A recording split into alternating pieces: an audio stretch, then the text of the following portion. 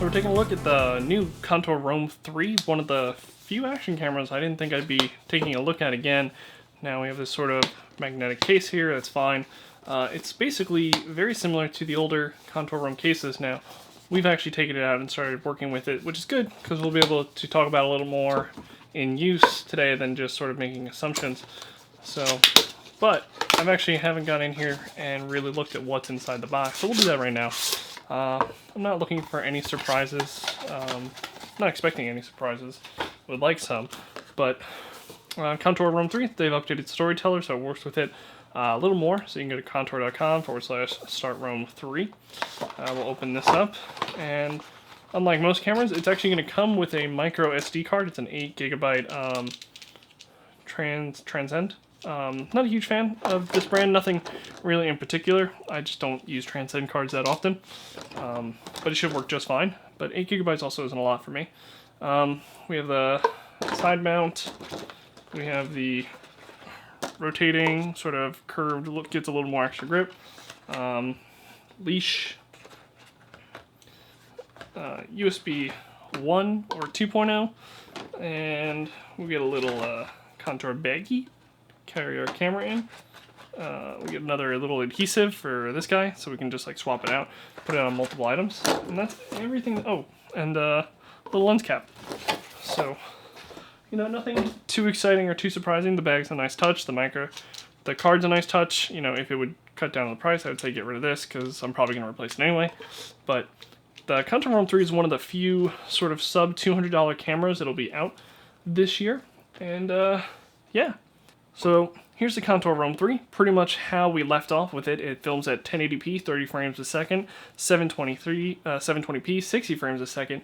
Really would have been nice and stand out if it actually did up its video resolution capabilities, at least to 1080p, 60 frames a second, because even some of the cheaper Sony ones will film at 1080p, 60 frames a second, but their cheaper version of that won't record audio. So it would have been nice to see their touch on it. Again, we have the laser making a return if you just tap this back button, but I don't have a micro SD card in there. Anyway, so there's a laser, so we can check out its orientation, because it has a rotatable lens, which is something I've kind of missed in the past few years, and that's really what a lot of playing with this camera has been. It's been a lot of things that I kind of missed the Roam do from way back when, because it had a lot of good ideas before they kind of went under and then got rebought and are kind of slowly starting to resurface with, this is their first camera since they got rebought. And again, it's nothing too risky actually, and it would have been nice to see them take more of a risk with this guy. But anyway, one thing that's nice is just like rotatable lens, and you know, I push this on, it records, and it doesn't. And there's some little upgrades that would have been like, you can kind of see where the Roam 3 was going back then. It's nice to get an update. So we have multiple modes now. So for me, my 1 is my 1080p, 60 frames a second, and then 2 is 720p, 60 frames a second. So now when I'm out there filming, I could switch between the two really fast, which was something that when I was doing my side-by-side test with the last two models, you know, I set it up. You used to have to set this up by connecting it to Storyteller, put in your settings, lock it in, and that's all you had all day until you connected it to a computer again. So it's nice to be able to switch to these two modes, but it'd be nice if I can somehow at least connect it to my phone via Bluetooth or something like that to update the settings. I think that's kind of something people expect now. Having to wire it into a computer just to change settings is kind of a bummer. But if you're someone that is pretty much primarily going to shoot at 1080p video or 720p video, you can make that your 1 setting, make your 2 your time-lapse setting if you want to take photos. But one thing that's great about this that I didn't have in the Roam 1 or 2 is a dedicated photo button. Now, if you hold down this button, you'll see this flash to green.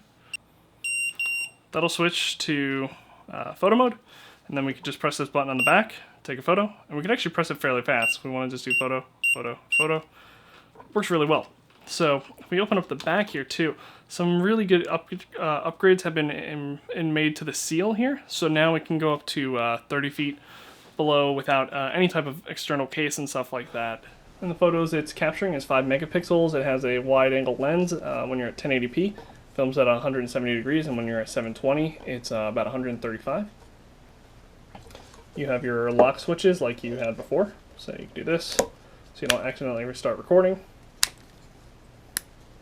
You have your lock switches here. You're going underwater. You got your railing for your mounts, stuff like that.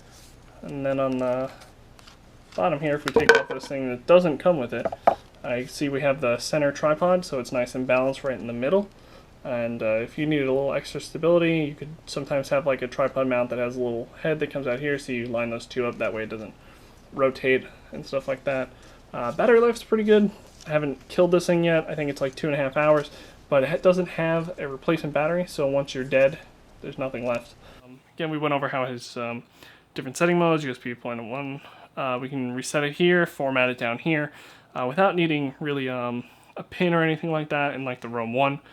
And unlike the Roam 2, its current firmware works both good in day and night. Again, it's a $200 camera, and it performs pretty solidly.